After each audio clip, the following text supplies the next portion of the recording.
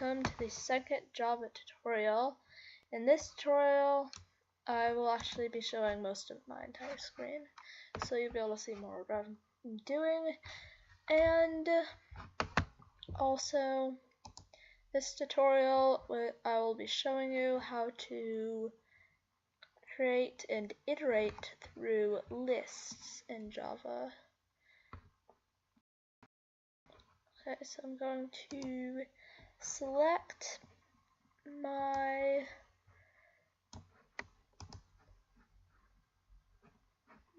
there's Eclipse projects. Yes. Okay. So select it real quick. Wait for Eclipse to load, and I'll be back when it loads. And we have a weird error that I'm not sure. Void the what?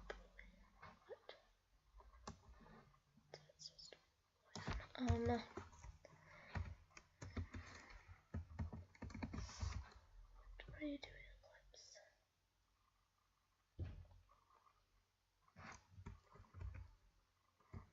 Oh, okay. So, thing with Eclipse. Okay. So in the last tutorial, we made this basic thing that just prints out some integers, which we can't see with snapshot. So 10 and then 67 after it changes it. And let me make sure that, okay, good. So also we can create more than one instance of this.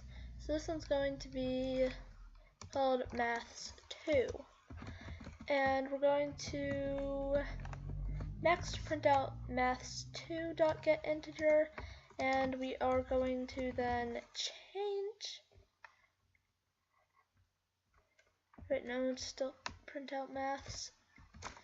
Yeah, okay, so do that. Okay, so let's do the same thing we did before with maths2. I'm just going to set it, we're just not printing out at first because it's just going to be 10, and we're going to set it to 87, and we're going to print out maths and then maths2 just to show that they're different numbers. So look down here, it prints out maths, then it changes maths, it prints it out again, and we have something. Oh, we just got this other thing, okay. Showing this other thing. So let's just zoom in a little bit too fast. Can't fit it in the recorded part of the screen easily. I can't really make it that much bigger. Still be able to fit the part of the screen is being recorded. Just a minute. And I cannot run it. Okay, well, you can't really see the last part because of quite recording for this entire screen. Oh, you can see it now. Okay, so it prints out maths integer, which starts as 10, then it changes it to 67, prints it again, and then it prints maths 2 after it changes it to 87, then it prints maths again to prove that they are still different. So that was just one thing real quick. Now I'll show you how to make lists. So to make a list, you just say list, and then you have to put these in to say what type your list is. And we are going to, you can make it integers, you can make it floats, you can make it booleans, you can make it anything you want basically. You can even make it of your own classes, which so that's what we are going to do. And list maths is equal to new array list. This is how you initialize lists, and you have to say it's type maths again in parentheses, takes in no parameters, and I forgot to name it, and we'll just call it maths underscore LST, standing for list. And also you can hover over these, or you can import them manually up here. You can also do Control-Shift-O and it will import everything, but you have to choose which one if there's multiple options. So that's an easier way to do it. So now we do not need these at all. So you have to do for loops next. For integer I, it's an integer, it's a type integer, its name is I, and it starts out as 0. That's what we're saying first. Now, it's going to do this while I is smaller than 10, and we're going to do I plus plus, which that just adds 1 to it automatically. So what this is doing is it creates a new variable I, and it is equal to 0, and it's an integer. And then while I is smaller than 10, it runs this for loop, and every time it goes through it one time, it adds 1 to I. So that is how this for loop works, or most for loops, except you can have different types and iterate through them however you want to. So for this, we are going to do maths lst dot, wait for it to load for a second.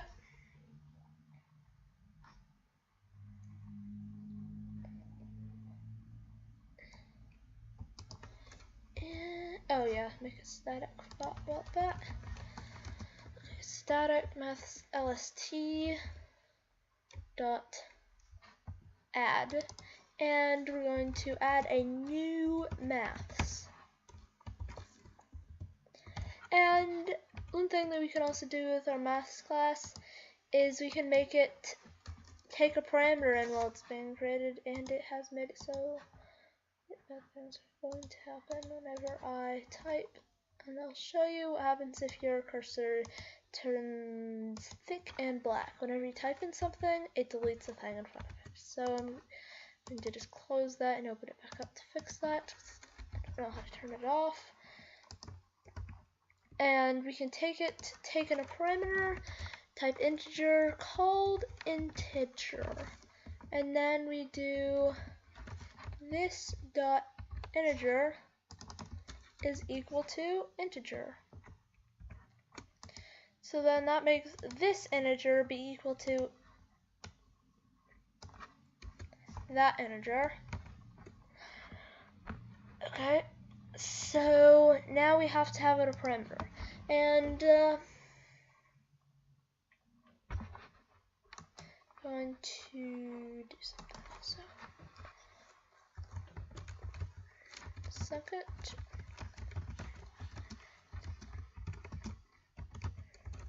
I think this is how you do it. I'm not positive. Yes, this is how you do it.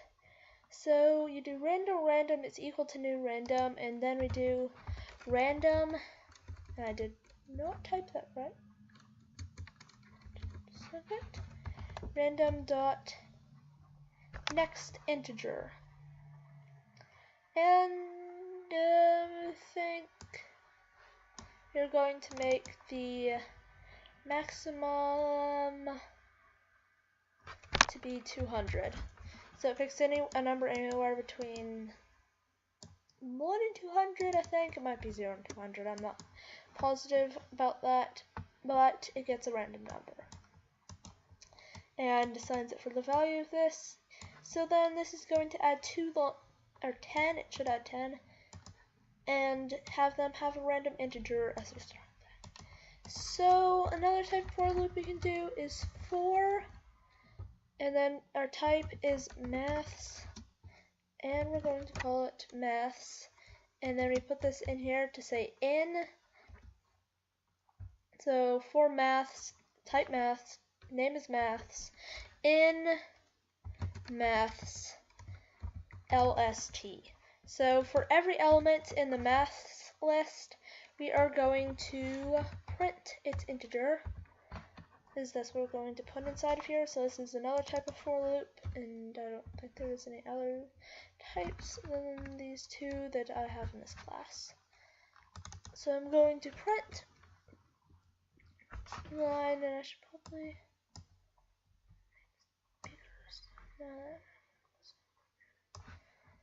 see it better and less things on my desktop. Okay, so there you go, that's better. So we don't need to see as much as this either. So we're going to print the element in the list dot get integer. So then if we run this, it should print out 10 integers, and I'm going to make it bigger. I won't be able to see it, just to make sure it is 10.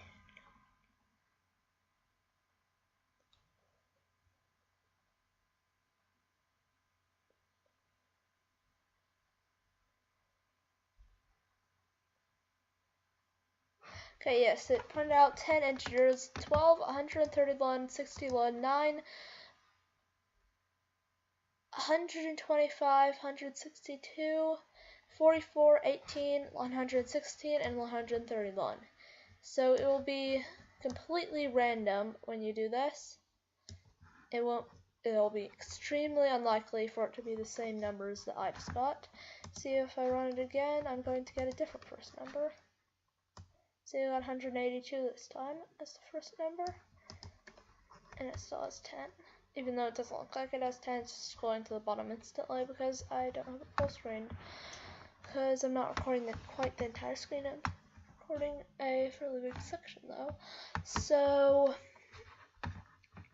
now we're doing this. So let me think. Okay.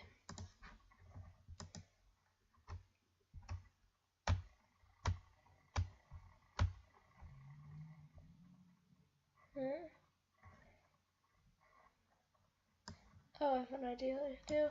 Okay, we can also use the I we used for this, and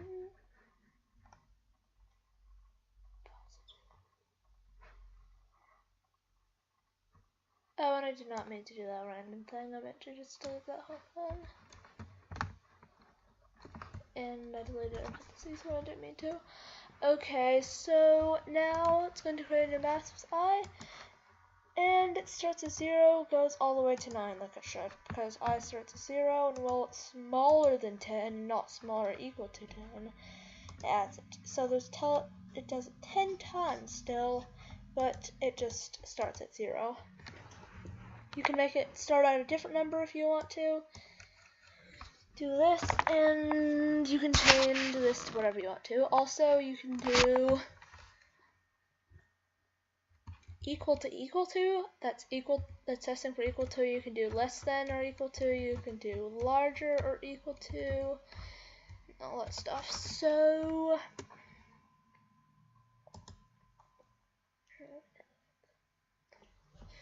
one thing, I'm going to show how to do if statements. Thinking of how, oh yeah, okay. So because we have decimal points in our integers, I am going to do this. And I do not mean to do this, and so we're only going to print it out if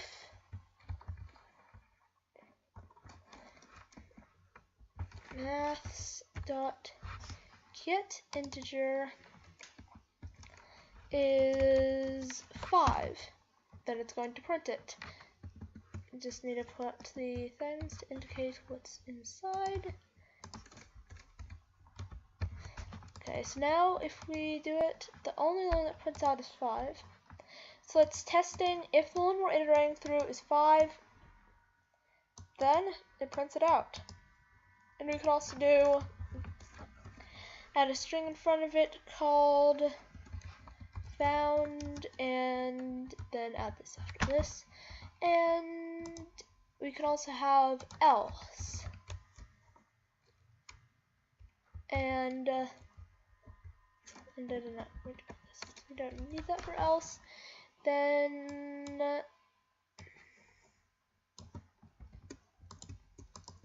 going to put did not find these numbers. And then it says found when it happens to 5. Right there, you can see it. Play again. They're not recording us. Okay. So the reason I put this here is because that's how you say not in Java. So I put an exclamation point in front of that equals, and now it's not. So now it puts the exclamation point, then it only does this for 5 instead. So I just inverted it basically. So now I can do if it's less than 5, less than or equal to, larger than or equal to, and you'll know what will happen. But it's gonna keep using equal to, and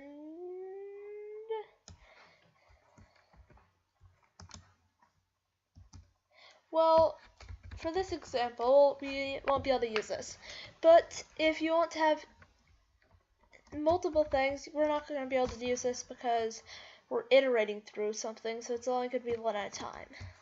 So you could have something different here, but we don't have anything that we could put there right now. So this means if this is true and this is true, if one of them or both of them are false, then this will never happen right here. And we can also do this to mean or. So if it's either 5 or 8, then it will be found. And we can do anything we want here. It doesn't have to be equal to. You can do if it's not 5 or 8. So now 5 or 8 won't be found down here.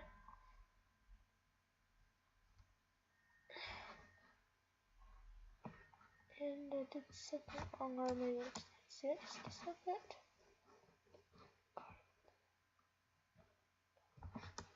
Oh, yeah, okay. So that was actually a good example of that. So I'm going to do, it has to be less than 4. Oh, I know how we, so it has to be less than 4, or it can be bigger than 6 or 7.